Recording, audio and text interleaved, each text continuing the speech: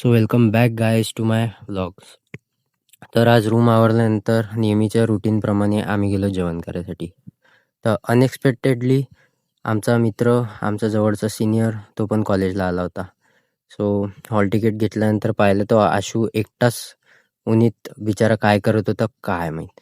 आम्ही आशूची गाडी चालवून बघितली. आम्हाला तर पहिल्यांदा काही आलीच नाही, बट स्टील आम्ही ट्राय केलं चालवून बघायचा. सो आम्हाला जमली. मग रूमवर आल्यानंतर गोंगेदाच्या फीडवरती आपलीच रील चालू होती.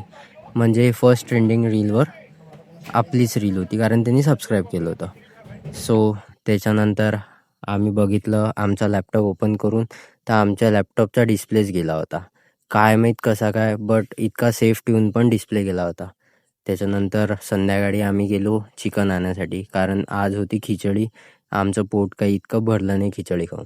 सो चिकन आणल्यानंतर किंवा बनवताना इतकं सुपर बनलं होतं, इतकं छान बनलं होतं की असं वाटत होतं की आम्ही चुकीच्या फील्डमध्ये आलो. म्हणजे जे बनलं होतं एकचदा नाही, बट जेव्हा पण आम्ही बनवतो हॉस्टेलवरती चिकन, जेव्हा आमची इच्छा असते खायची, जेव्हा आम्ही बनवतो, आमचा शेफ एकच असते रेहान भाई. इतका सही चिकन बनवतो, इतकं खास बनवतो. आणि म्हणजे बघितल्यानंतर फक्त आम्ही म्हणजे ड्राय जसं चायनीज वगैरे बनवतो आपण तसं बनवलं होतं. बट ते चिकन खाल्ल्यानंतर लिटरली एवढं रिअलाईज झालं की आम्हाला असं वाटत होतं चुकीच्या फील्डमध्ये आलेलो आहे. लिटरली एवढं सुपर बनलं होतं.